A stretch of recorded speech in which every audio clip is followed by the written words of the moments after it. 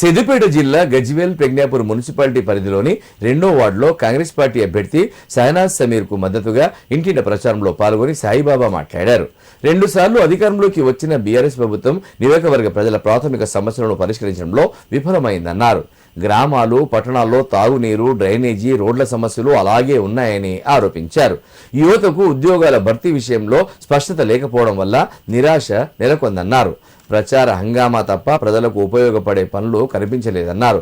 రాబోయే ఎన్నికల్లో ప్రజలు మార్పు కోరుకుంటున్నారని, కాంగ్రెస్ పార్టీ అభ్యర్థిని గెలిపించి నిజమైన అభివృద్ధికి బాటలు వేయాలని పిలుపునిచ్చారు. కార్యక్రమంలో స్థానిక కాంగ్రెస్ నాయకులు, కార్యకర్తలు పాల్గొన్నారు. మరి సమీర్ గారు అనేక కార్యక్రమాలు చేయడం జరిగినది. మరి ప్రతి ఒక్క ఈ గతంలో గవర్నమెంట్లో లేనప్పుడు కూడా మరి ప్రజలకు అందరికీ అందుబాటులో ఉన్నాడు.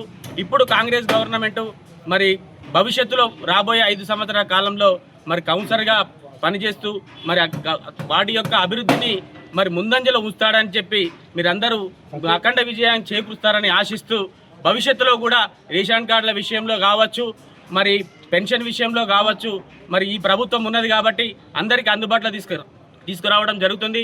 మన ఇందిరమ్మ ఇండ్ల విషయంలో కూడా మరి ప్రాముఖ్యం చూపిస్తూ మరి ప్రజలకు అందుబాటులో ఉండేటువంటి నాయకుడు మన బిడ్డ మన షహనాజ్ సమీర్ గారిని గెలిపిస్తారని ఆశిస్తున్నాము. అదేవిధంగా గతంలో టీఆర్ఎస్ ప్రభుత్వం ఉన్నప్పుడు ఏ రోజు కూడా పాటుపడని మన ప్రజెంట్ ఇప్పుడు ఎమ్మెల్యేగా ఉండి అప్పుడు ముఖ్యమంత్రిగా 2 దఫాలు పనిచేసి మరి గజ్వేల్ను కూడా కనీసం తొంగి చూడనటువంటి నాయకుడు మన కేసీఆర్ గారు.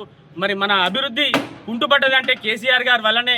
ఇక్కడే పక్కనే ఫామ్ హౌస్లో ఉంటూ మరి ఎన్నికల్లో కూడా పాల్గొన్నటువంటి క్యాండిడేటు మనకు అవసరమా?